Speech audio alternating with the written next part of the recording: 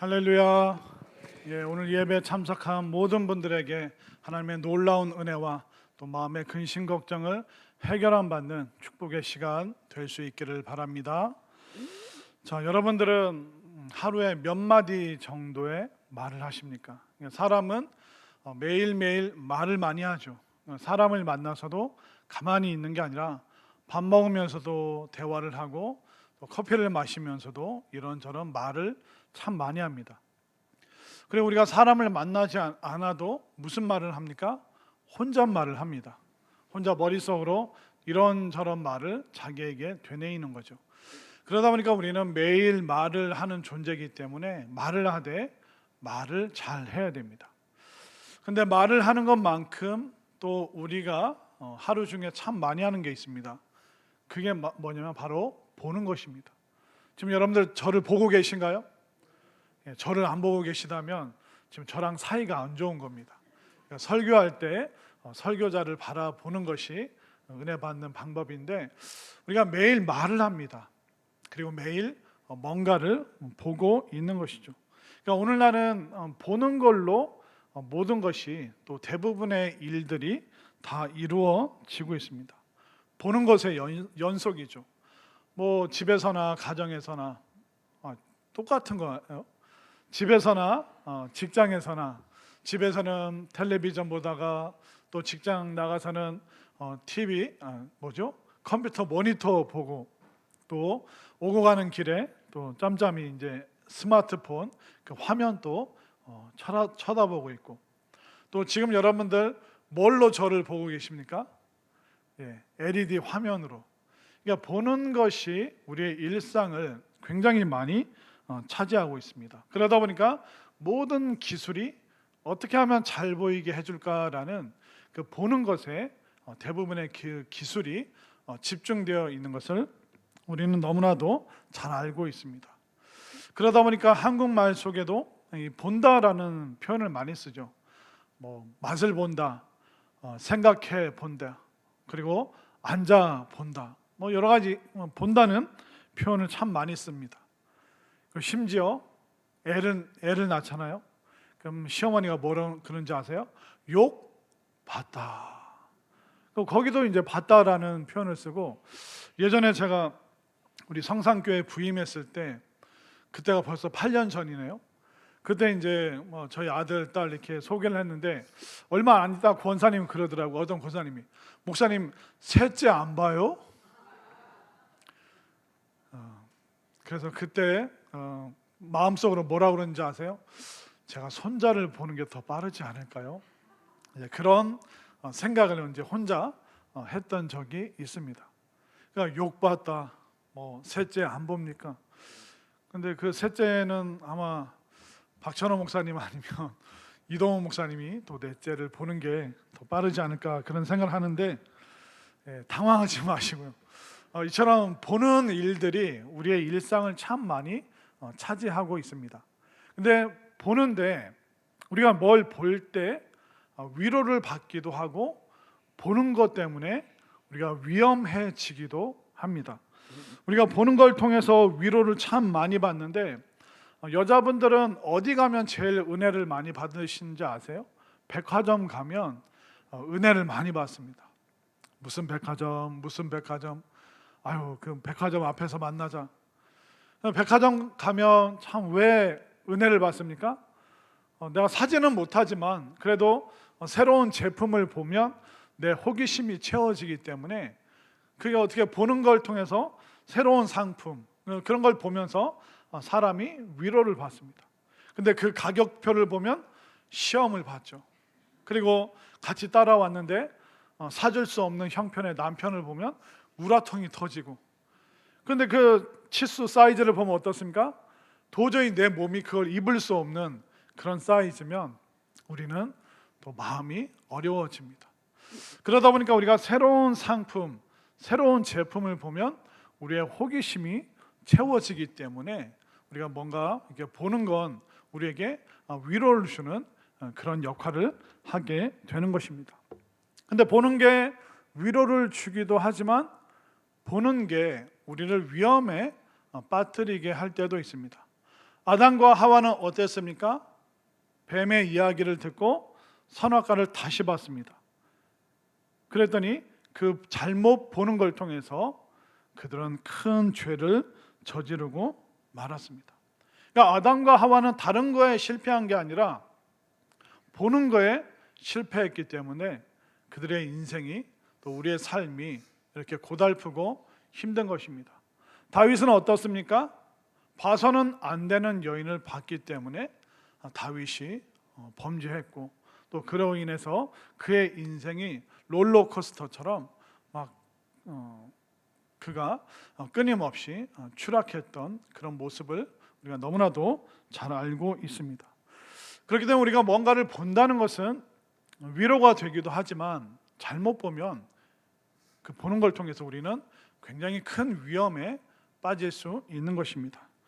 오늘 본문 말씀에 보면 하나님께서 아브라함에게 바라보는 훈련, 뭔가를 보되 다시 보고 새롭게 보는 그 바라보는 훈련을 지금 하나님께서 시키고 계십니다. 먼저 하나님께서 오늘 본문을 통해서 눈을 드는 훈련을 시켜주십니다. 오늘 본문 14절 말씀을 한번 볼까요? 14절 말씀 다 함께 시작. 롯이 아브라함을 떠난 후에 여호와께서 아브라함에게 이르시되 너는 눈을 들어 너 있는 곳에서 북쪽과 남쪽 그리고 동쪽과 서쪽을 바라보라. 먼저 하나님께서 아브라함에게 뭐라고 얘기하셨냐면 너는 눈을 들어라고 말씀하고 계십니다. 왜 눈을 들라고 말씀하실까요? 아브라함이 롯이 떠나고 나서 지금 눈을 내리깔고 있습니다. 밑에를 바라보고 있습니다. 우리가 언제 고개를 숙이죠? 우리가 혼날 때 이렇게 고개를 숙이죠. 그리고 우리가 실망하고 좌절했을 때도 그냥 넋을 놓고 땅바닥만 쳐다보고 있습니다.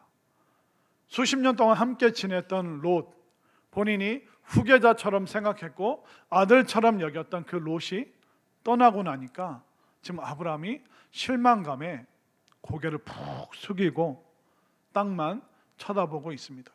그러니까 하나님께서 아브라함에게 뭐라고 말씀하십니까? 이제 너는 눈을 들어라.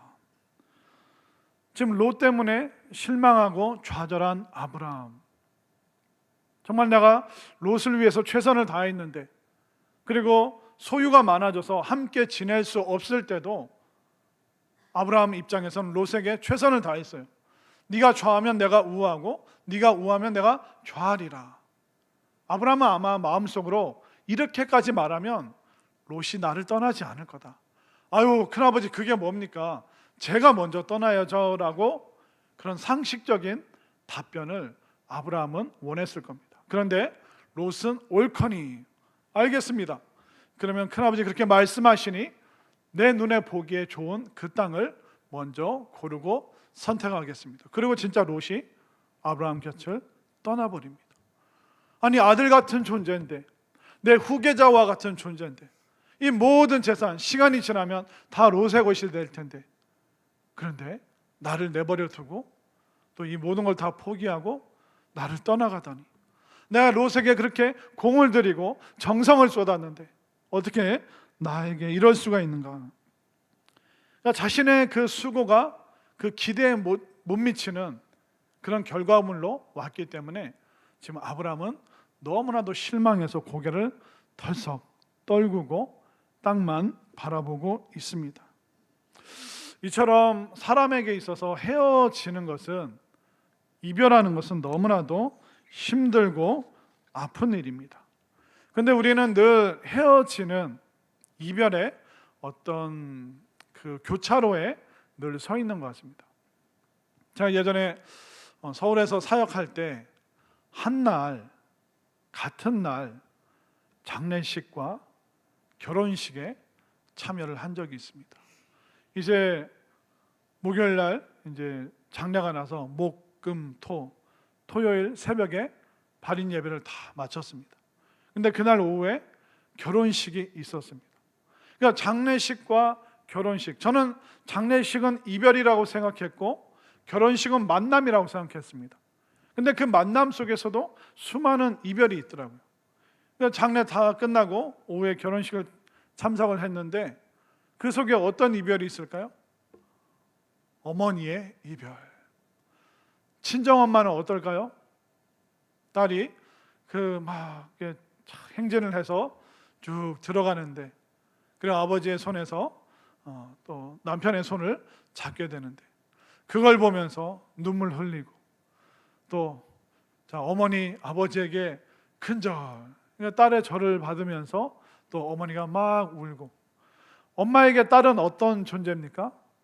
친구 같고 또 동무 같기도 하고, 싸우고 지지고 볶고 다투고 같이 울고 웃고 그러면서 살아왔던 그 딸이 이제 내 품을 떠나서 다른 집에 시집을 갑니다. 그러니까 친정어머니가 막 손수건으로 눈물을 닦는 거죠. 그러면 이쪽 아들을 장가 보내는 어머니는 어떨까요? 막 춤을 출까요? 그 어머니도 눈물이 글썽글썽 하더라고요. 내가 어떻게 키운 딸인데 저 여수 같은 저 여수에서 올라온 저 여자한테 막 그냥 가지고 막 내 아들 아이고 밥이나 해 먹여 주려나 막. 또 아들 둔 엄마 입장에서는 그 귀하디 귀한 내가 그렇게 애써 키운 아들을 내가 떠나 보내는 그 속상함에 또 아쉬움에 또 눈물 적시는 것을 참 많이 봤습니다. 이렇게 우리는 수많은 이별이 있습니다. 롯도 아브라함을 떠나갔죠. 정확한 작별 인사를 하지 않고 좋은 거 보고 그냥 뒤도 안 돌아보고 떠나버렸습니다. 그걸 보면서 그 이별 앞에서 막막하고 고개를 떨굴 수밖에 없었던 그 아브라함. 그런데 하나님께서 그 아브라함에게 오셔서 뭐라고 말씀하십니까?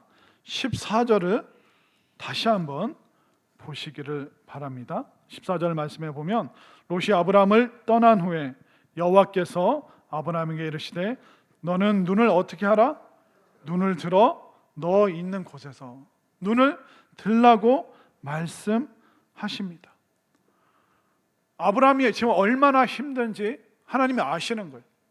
롯이 떠나자마자 하나님께서 아브라함에게 말씀하시는 거예요. 너의 그 슬픈 자리, 이별의 자리, 고통스럽고 힘들고 서운하고 섭섭하고 하나님께서 그 모든 그 상황을 아시는 거예요. 하나님께서 아브라함의 마음을 아신다면 여러분들의 상황과 환경과 형편 하나님께서 또한 다 알고 계시는 줄 믿으시기를 바랍니다. 여러분들의 눈물과 좌절, 그리고 의혹과 절망, 가난과 외로움, 고통과 고난. 하나님, 왜 내가 이런 고통을 겪어야 됩니까? 하나님, 왜 나에게 이런 일이 일어나야 됩니까?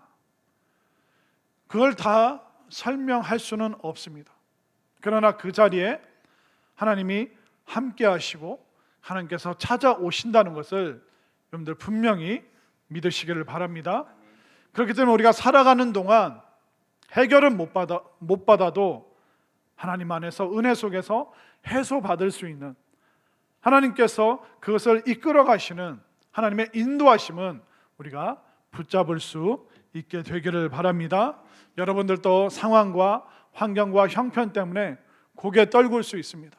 그러나 그때마다 찾아오셔서 눈을 들어 또 사방을 돌아보라, 그렇게 말씀하시는 이 하나님의 음성이 지금 여러분들에게 들릴 수 있게 되기를 바랍니다. 자, 이렇게 하나님께서는 고개를 떨군 그에게 고개를 드는 그 훈련을 시켜주십니다. 그리고 또 두 번째는 어떤 훈련을 시키실까요? 시각 교정 훈련을 시키시는데 새롭게 바라보는 훈련을 시켜주십니다. 영어에서 본다라는 단어는 두 개입니다. see와 look이라는 단어가 있습니다. see the sky 하면 하늘을 봐라, look at me 하면 나를 봐라, 그런 뜻입니다.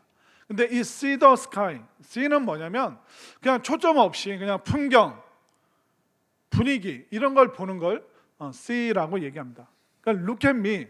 look은 뭐냐면 의미를 가지고 의도를 가지고 목적을 가지고 바라볼 때 look이라는 단어를 씁니다.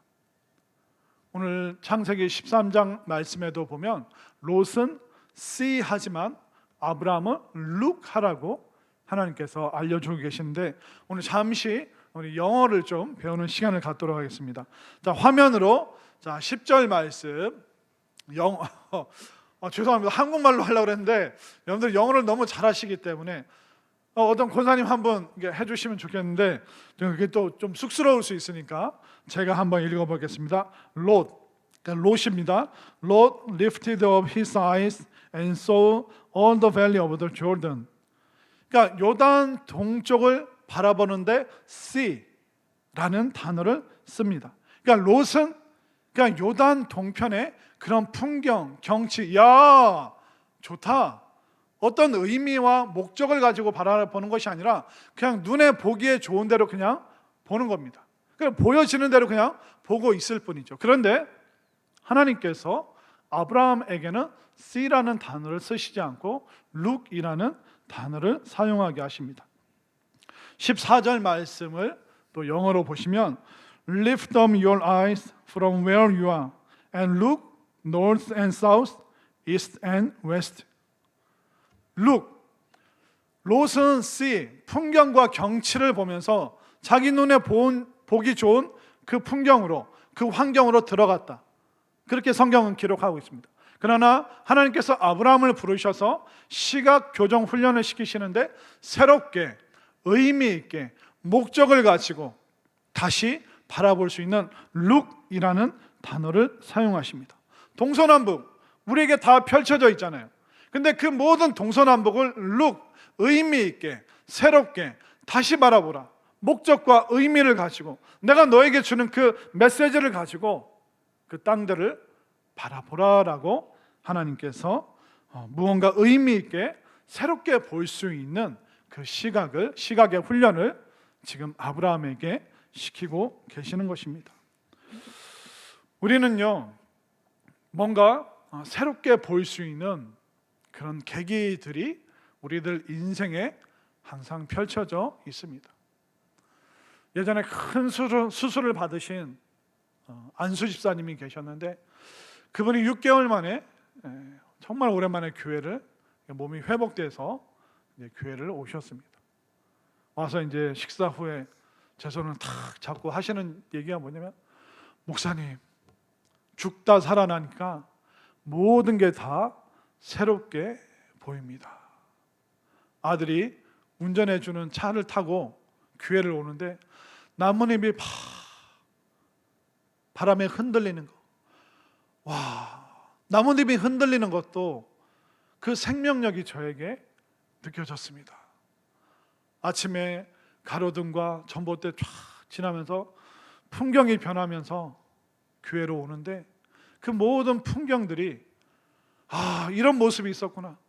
내가 교회 갈 때마다 그냥 아무 생각 없이 갔는데 이렇게 의미 있게 바라보니 이 모든 풍경이 걸어다니는 저 사람들이 한 사람 한 사람이 너무나도 소중합니다. 그 가로등도 그 전봇대도 이제 새롭게 보입니다. 목사님, 저는 이제 새로운 마음 가지고 또 새로운 시각 가지고 제 인생을 바라보고 그렇게 살아가겠습니다. 그 말씀을 하시면서 제 손을 꽉 붙잡으시는데 그 마음이 절절하게 느껴지더라고요. 그러니까 우리에게는 똑같은 풍경인데 정말 그것을 의미 있게 바라보기 시작한다면 모든 것이 감사고 모든 것이 생명이고 모든 것이 바로 축복이라는 것을 믿으시기를 바랍니다. 똑같은 모습이었잖아요. 그런데 그분이 왜 다시 새롭게 볼 수 있었을까요?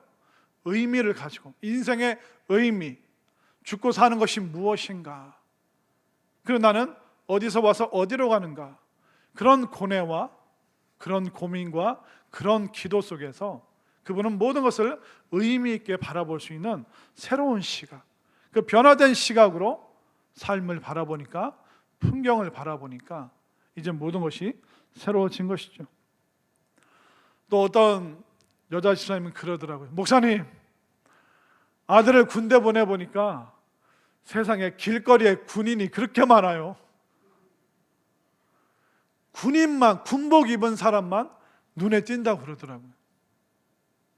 아들을 떠나보내 보니까 아들이랑 똑같은 나이에 그 군인들이, 그때서야, 군인들은 늘 돌아다니잖아요, 휴가 나와서. 근데 한 번도 기차역에서 버스역에서 군인이 있다라고 생각을 못 했는데, 아들 군대 가니까, 기차역에 가니까, 버스 터미널에 가니까 군인이 그렇게 많더래요. 세상에 군인이 사방 천지에 그렇게 많대요. 이제 모든 사람을 의미 있게 바라볼 수 있는 그 시각이 그 여자 집사님에게 생기기 시작한 것이죠. 그때는 보이지 않았는데 이제는 보입니다. 하나님께서 그 눈이 뜨여지도록 아브라함의 그 고난과 고통과 이별과 서운함, 그 모든 것을 지금 사용하여 주셔서 하나님께서는 아브라함에게 새로운 시각을 주고 계시는 것입니다. 우리가 단순히 오래 산다고 해서 지혜로워지는 것은 아닙니다.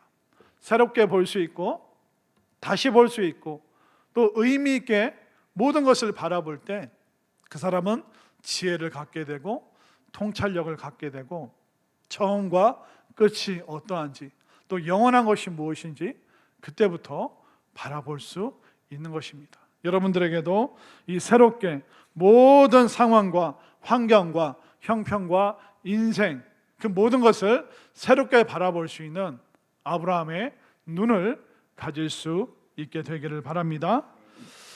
그리고 마지막으로 하나님께서는 아브라함에게 다녀보는 훈련을 시키고 계십니다. 자, 17절 말씀. 와, 한국 사람들이 제일 좋아하는 구절이 나옵니다. 자, 17절 말씀 시작. 너는 일어나 그 땅을 종과 횡으로 두루 다녀보라. 내가 그것을 내게 주리라. 여러분들 할렐루야 아멘 아니세요? 여러분들 생각해 보세요.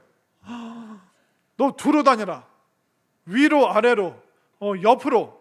그러면 네가 밟는 땅을 다 줄게. 그러면 저는요 구두 내팽개치고요 운동화로 갈아 신고 부여 어디까지 뛸 수 있을까요? 제가 논산, 부여, 공주 거기까지 뛰어서 금산 찍고 청주 한 바퀴 돌아가지고 저는 유성까지 해서 다시 성산교회로 돌아오고. 여러분들 그거 가지고 안 돼요? 서해안, 남해안, 동해안 그리고 38선까지 다 돌고 오실 거예요? 와, 한국 사람 이 말씀 보면 가슴이 뛰기 시작하죠. 아니 하나님께서 아브라함에게 이런 복을 주신다고? 그 밟는 땅을 다 아브라함에게 주신다고? 하나님 이거 진짜입니까? 이 얼마나 부러운 일입니까? 여러분 이 말씀 오늘부터 가온으로 삼으실 거죠. 그런데요 더 신기한 건 뭔지 아세요? 아브라함이요 17절의 말씀을 듣고 운동화 갈아 신지 않았습니다. 땅을 밟으려고 동분서주하지 않았습니다. 아브라함은 어떻게 하는지 보실까요? 자, 오늘 18절 말씀 마지막 구절이죠. 읽습니다. 시작. 이에 아브라함이 장막을 옮겨 헤브론에 있는 마므레 상수리 스풀에 이르러 거주하며 거기서 여호와를 위하여 제단을 쌓았더라. 아니 17절과 18절 사이에 나이키 신발 신고 프로스펙스 신고 뛰어다녔더라. 그가 마음껏 뛰어다녔더라. 그 구절 어디 갔습니까? 없잖아요. 아브라함은 어떻게 합니까? 헤브론으로 내려갑니다. 그리고 거기 가서 뭐 합니까? 제단을 쌓았더라. 땅을 약속하셨는데 아브라함은 조용히 남쪽으로 내려가서 거기서 하나님을 예배하는 제단을 쌓았다라고 말하고 있습니다. 우리 같으면 신발 갈아 신고 전력 질주할 텐데 아브라함은 조용히 짐 싸서 예배 드리러 내려가고 있습니다. 사방팔방 정신없이 뛰어다니지 않았습니다. 정신없이 돌아다니지 않았습니다. 그가 왜 헤브론으로 내려갔을까? 그 이유가 나와 있습니다. 18절 말씀을 다시 한번 보세요. 이에 아브라함이 장막을 옮겨 헤브론에 있는 어디로 갔죠? 마므레 상수리 수풀에 이르렀습니다. 헤브론 마므레라는 땅에 도착했습니다. 헤브론이 원어로 뭐냐면 만남과 교제라는 뜻입니다. 마므레는 무슨 뜻이냐면 뜨겁다, 활발하다라는 뜻이 있습니다. 그렇기 때문에 아브라함은 헤브론 마므레에 가서 하나님과의 뜨거운 교제, 하나님과의 활발한 그 만남을 위하여 그는 제단을, 예배의 단을 지금 쌓고 있습니다. 아니, 하나님께서 네가 종횡으로 다니면 네가 밟는 모든 땅을 너에게 주겠다라고 말씀하셨습니다. 근데 왜 그는 짐을 챙겨서 남쪽으로 내려가서 헤브론 마므레에 갔을까? 그 이유가 바로 15절에 나와 있습니다. 자, 15절 말씀 다 함께 시작. 보이는 땅을 내가 너와 내 자손에게 주리니 영원히 이르리라. 이미 다니지 않아도, 동분서주하지 않아도, 정신없이 돌아다니지 않아도 이미 하나님께서 15절에서 약속하셨습니다. 그렇기 때문에 아브라함이 그래 롯, 내가 너에게 본때를 보여주겠다. 너 나 싫어서 떠났지. 너 나 배신했지.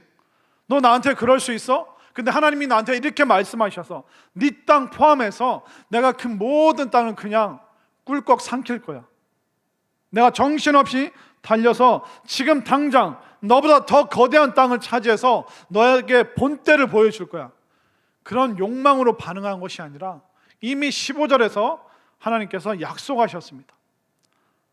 땅을 약속하시는 하나님, 땅을 만드신 하나님. 아, 땅이 아니라 하나님을 붙잡을 때, 하나님의 약속의 말씀을 붙잡을 때 상상 초월의 땅을 나에게 주시는구나. 이 믿음이 있었기 때문에, 이 하나님을 향한 그 안정감이 있었기 때문에 하나님께서 그렇게 말씀하셔도 그는 흥분하지 않고, 하나님, 저는 땅을 주시는 하나님을 믿습니다.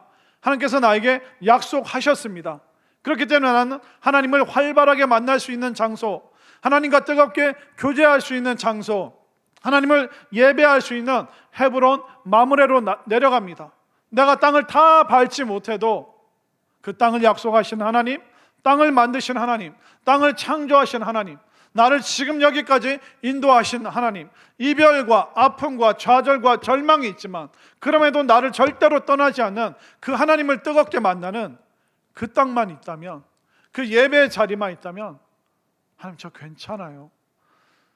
하나님으로 인해 나 이제 고개 들고 하나님으로 인해 나는 새로운 시각을 가집니다.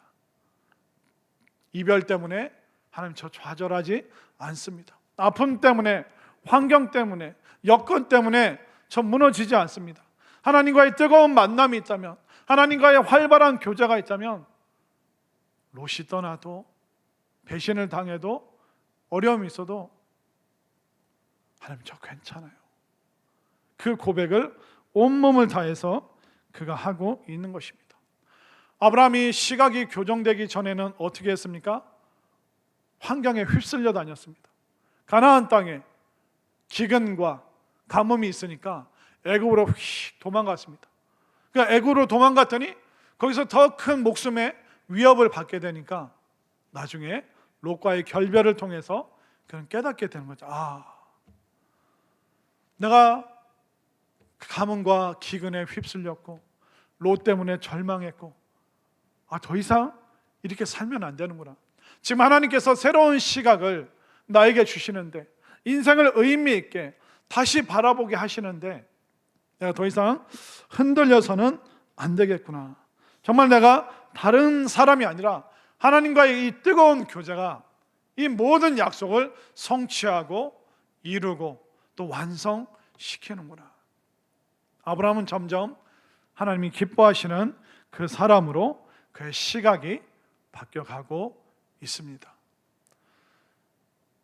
우리들은 어떤가요? 여러분들은 어떻습니까?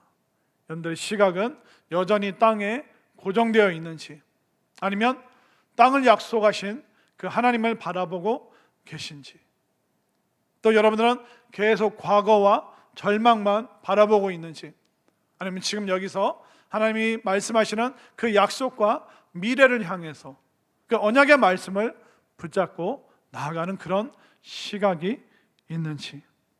이제 여러분들의 시각이, 또 바라보는 그 시선이 완전히 변화될 수 있게 되기를 바랍니다. 우리의 시각이 변화되면 새로운 경험과 또 새로운 은혜가 임할 줄 믿습니다.